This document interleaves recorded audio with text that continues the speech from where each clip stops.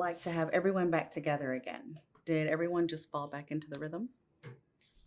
It was such a treat to have everyone back together again for the third movie. I think there was a while where we didn't know if the third movie was going to happen. And so when it did, it was so joyful to see everyone and jump right back into it and be like, hey, we're all on the same page. We're trying to do the same thing here. It was just magnificent. I loved it.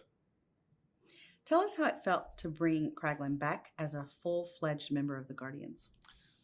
For me, it was really great to see Kraglin kind of fulfill his place within the Guardians after all he had been through in the first couple of movies. And he kind of struggles to find where he is. And just like all the Guardians, you know, it's kind of a found family for him where he realizes, hey, I belong here with everyone. And the journey of figuring all that out was the same for me as it was for Kraglin. And that was really just a cool part of it.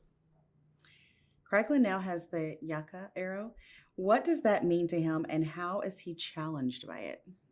Kraglin feels a really strong sense of responsibility for the Ravager code and for upholding the things that he's learned from Yondu and from the other Guardians. So now that he has the Yaka arrow, it's that much more responsibility, which I think is part of what makes it so difficult for him to master. He feels like he wants to do it right, and I have to do it right, which is a hard thing to kind of put together. It's not until he realizes, oh wait, this is inside of me already, that he's able to kind of start to figure out what it all really means.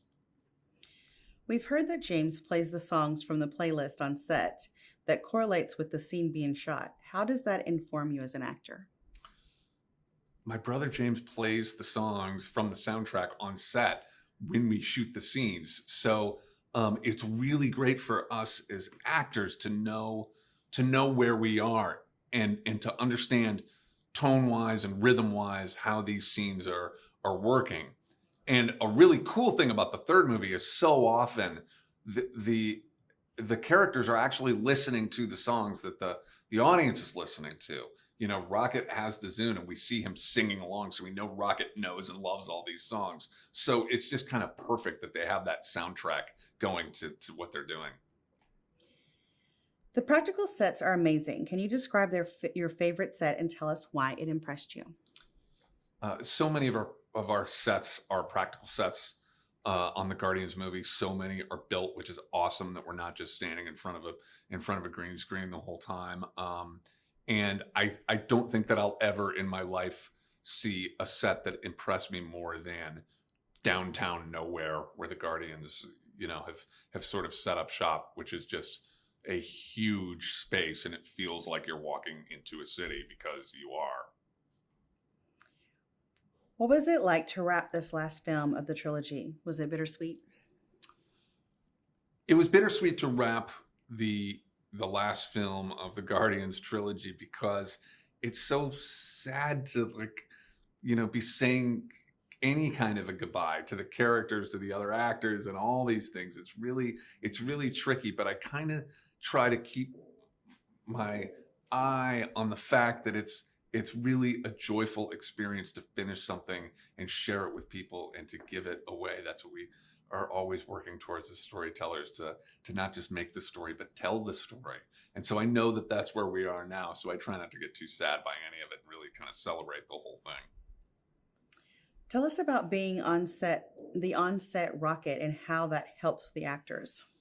My job as Rocket on set is really a kind of part of the whole process for that character. It takes a whole team of people to create Rocket. So I kind of think of it in a way as a relay race, that James writes the character and passes it along to me, and I work with the other actors on set to try to help the scenes get to where they need to be. Then the visual effects team takes over and they start to put Rocket together. And then finally, we all hand the baton to our anchor, Bradley, who makes the whole performance just pop and make it really work in the context of everything.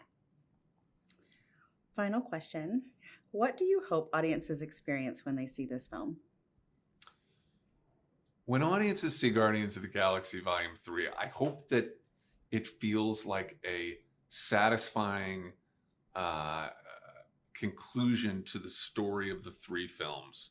I just hope that audiences feel like this whole thing makes sense, and I hope that they believe not just in the characters and love the characters, but that they believe in the concept of the Guardians, which is that you can find your family anywhere, and that we're all in this together, and that, you know, having love for everyone is part of why we're here, and it's what's going to keep us going and keep us strong.